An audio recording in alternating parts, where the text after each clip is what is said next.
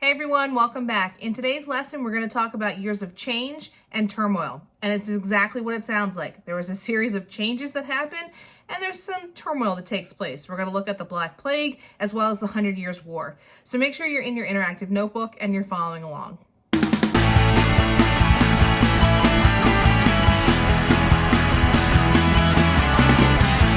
All right, let's go ahead and get started. We're on page 7 of your interactive notebook. And again, we're talking about years of change and turmoil during the medieval society. Let's first look at our essential question, which today says, how did the events of the 1300s lead to a change in attitude toward religion and the state? So you'll remember we've been talking about how religion and the heads of government or the state are going to kind of come to heads, and this is where it kind of starts to get the ball rolling. Future lessons, we're going to talk about how there really is that power struggle between the head of the church and the head of the state. So let's first talk about some of these changes during medieval society. One of the biggest changes is in agriculture. You remember, as we'll talk throughout this entire semester so far, we've said that agriculture is really key in the role of civilization because that's what provides their food source. So from about the 800s to 1200s, we have a climate change. I don't want to say global warming because I'm not a scientist, but we have a change in the climate. It does start to warm up, and that opens up more land for farming. We have a change in technology, which also results in food production. All of these different changes that we're going to talk about with agriculture, they're going to have one common theme with them. They open up more food production. With more food production comes more food, comes more people. So we're going to see how it affects population. We also see some kind of technology changes during this time period that are also going to help that food production. One of the biggest ones is moving to harnessed horses and away from oxen that were being used as their livestock or their, literal machinery at this time. So we're not going to use them so much we're not going to use oxen anymore. We're going to use the horses to pull plows and to pull wagons. Horses, they found out, could plow 3 times as much in a day than an ox, and definitely way more than a person. And so again, it's going to increase their food supply. So around 800, they also figure out that they need to let the land rest. One of the other themes that we saw in our early river valley civilizations and our older civilizations is they kind of had to keep moving. Once agriculture was developed, they over-farmed the land, and some of those societies, they had to move on. That was kind of one of the hypotheses of the Indus River Valley. Maybe the land just kind of dried up and they couldn't use it and they had to find another home. But this is something that they figure out in the 800s, that if they continuously farmed the land over and over and over, it stripped the land of its natural resources. And then the land basically was dead. They couldn't use it anymore. So they come up with this system known as the 3-field system, where they kind of put the fields into a rotation and they let one field lay rest, or they called it fallow. So they planted 2 fields and they had one rest, and then they rotated through the different seasons. And that way the land that was resting had time to recoup those natural nitrates and whatever's in land. I don't know. I'm not a farmer. But let it recoup those natural resources so that they could keep going and they didn't have to move away. Obviously, also this produces more food and it leads to population increase. Changes in society. We're going to see different, they call them guilds. And I would say a guild, the closest thing that you're going to relate to is kind of like you in your career area. The guilds are going to be an organization of people in the same occupation. So think like a trade, or even today, kind of like a union. So it's going to be people that work together and they all do the same thing. The first type of guilds that come up are going to be merchant guilds, and they're going to deal with the prices and they're going to provide security. And so they're going to work in the marketplace. And then we start to see different artisans pop up, both men and women, and they're going to form craft guilds. So they're going to create different products that people are going to want to buy in these marketplaces. We kind of see our first commercial revolution. It's not like the Industrial Revolution that comes way later, like in the mid 18 to 1900s, but we are going to see a change in the way that businesses and trade interact during this time period, because we are seeing for the first time people becoming very skilled artisans, selling their craft, selling their, their trade, their services, purchases, whatever, in that marketplace within these medieval societies. We're going to see trade fairs start to pop up. They're going to occur like several times a year in different towns. And we're going to see different trade routes start to expand and open up even more than they were before. So we're trading to Asia, North Africa, and those Byzantine ports in the Byzantine Empire. Finally, because we're going to have all these economic changes, cities are going to start to grow. And we're also going to see paying jobs start to grow. And we're going to talk more on the next slide about why that's a big deal. It's going to lead into our urban life. Urban life in these cities is going to start to flourish. So between 1000 and 1150, we see that Europe's population skyrockets from about 30 million people to 42 million people. So big jump in people in about 150-year time period. Again, a lot of that is due to food production. Again, population increase from our changes in agriculture. Most towns are small, but they do help to drive some change. Towns are not a comfortable place to live. They're crowded, they're dirty, they're full of different fire hazards, but just, very cramped, very tiny, not a fun place to be. No running water, no sewer system. So think anything that comes out of your body on a daily basis, it's there in the town. Yeah, it's gross. One nice thing, and this leads me into, what I said on the previous slide about paying jobs, are serfs. Remember, they were tied to the land, not quite slaves, but serfs are now going to have the opportunity that they could become free. If they live in the same town for a year and a day, they were considered that they had the opportunity to become free after that. So they're going to feed into that paying class. They're going to start making some money. And then we also start to see feudal lords. They're going to govern and tax their towns, and we're going to start to feel some resentment towards them, that they're always coming around collecting taxes. So we're going to start to see kind of that pushback between taxes and the government during this time period. Let's move into our turmoil. So we discussed our changes. Here comes our turmoil. One of the biggest problems during this time period was the bubonic plague, which is also known as the Black Plague.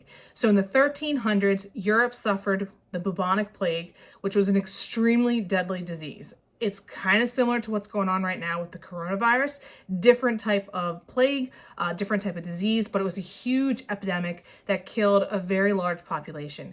It began in Asia, they believe, and it spread throughout Italy and then other countries across trade routes. They believe it was carried on fleas, which jumped onto rats. The rats jumped onto different boats, and then as those boats spread throughout the different trading routes, it spread like wildfire, unfortunately. And it took them a while to figure out, kind of narrow down what's going on, but by the time that they did, about a third of Europe's population died within that epidemic. So huge problem. It was something that we had never seen before. We have experienced some other epidemics, not the same disease, but other epidemics like this since then, the Spanish flu, again, and the coronavirus today. Some of the big impacts that came out of the Black Plague, though, one big thing, population fall. So even though we had that big increase, now we see Europe's population decreases, it causes trade to decline, and the prices are going to jump up because there is a reduce in trading. Serfs are going to start to leave their manors. They're going to look for that paying work. So we're going to see that the lower classes are going to try and start to rise up, and they're not going to be, working for free anymore. And that's going to hurt, the upper classes. We do see that the Jews are blamed for the bubonic plague. The Jews are blamed for the bubonic plague, and unfortunately, a lot of them are targeted and killed. And then finally, speaking of the church, which we talked about in the beginning of this lesson, speaking of the church, there is that kind of for the first time, there's a question by people, these devout people who are very faithful, during the plague, they're praying to God and saying, protect my children, protect my wife, protect my husband, whatever. And some of their prayers go unanswered, and the church has always preached to them, you get your sacraments, you pray to God, you do all your good things, good things will happen to you. And that wasn't quite the case during the bubonic plague. So the church starts to suffer in their stature. People start to question their faith, question the Catholic Church, question the church. Is my faith really worth it? Is it really something to be with? So that's a big it's like a hit to the church and their power structure.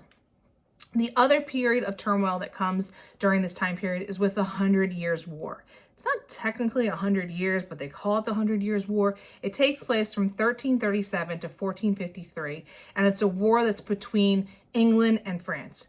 Regardless, though, man, that's a long time to be fighting somebody. Like, man, that is long. But it's a war between them. We're not going through 100 years of war. We're going to skim through it.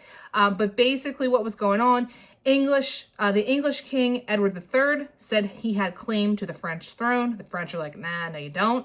And so they go to war. This war marks basically the end of medieval society because there's a huge change in warfare. When I say the end of medieval society, we're talking about kind of the end of the mounted knight, the end of chivalry, the end of all that stuff that we had talked about in previous lessons. The reason it comes to an end is because in 1346, the English army develops uses a new technology known as the longbow. Think of bow and arrow.